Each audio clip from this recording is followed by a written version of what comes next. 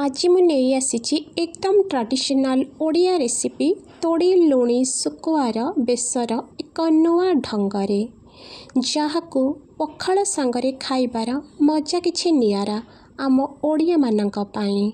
ताहले आसंतु देखिबा ए तोड़ी सुकुआर सुंदर रेसिपी को। नमस्कार मु Suman, welcome to Suman Sahu live channel.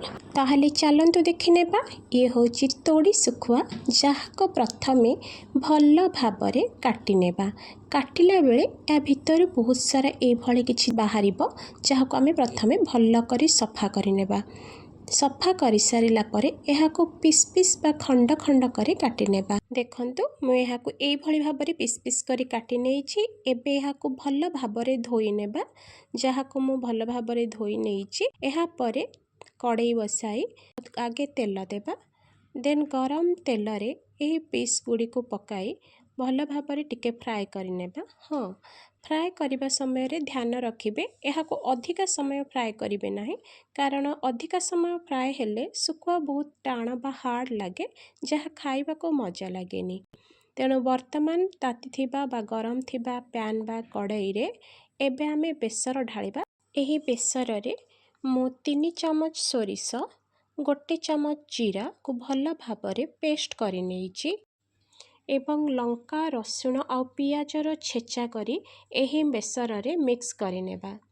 एहा परे तेंतुली को भल भाबरे चकटी तार रस को भल भाबरे मसला रे मिसाई नेबा आउ गोलाई चलिबा। किछि समय पाई घोड़ाई छाड़ी देबा। एबे ढांकुणी काढ़ी देखि नेबा। जदि बेसरटी हेई जाइछे ताहाले सेथिरे आमे भजा बा फ्राए करी रखिथिबा सुकुआर खंड मानको पकाई नेबा। एबे एहाको घोड़ाई किछि समय पाई छाड़ी देबा। एबे प्रस्तुत होई जाइछि आम तोड़ी सुकुआ बेसर। ताहाले चलंतु एबे गोटे प्लेट रे एहाको बाढ़ी नेबा आउ साथिरे रखिबा किछि छोट पियाज रसुण लंका लुणर गोटे पाक बनै नेबा। आउ बास एबे पखाल कंसा को धरी बसी जिबा। एबे आरंभ करि नेबा भोजन। बास एई सुंदर भोजनर सुख आउ खुशी केवल आम ओडिया माने बुझी पारिबे।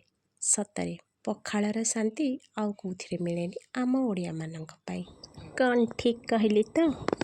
ताहले जदि आपण मानंकु एई भली ओडिया रेसिपी देखिबा को भल लागु थाए ताहले मते सब्सक्राइब करिबा को जमा भूलंतुनी आउ लाइक शेयर कमेंट करिबा को बिल्कुल भी भूलिबेनी। हाँ, आउ कमेंट रे नुआ रेसिपी पाई निश्चय मते सजेस्ट करिबे। ताहले रहिली, बाय बाय, जय जगन्नाथ।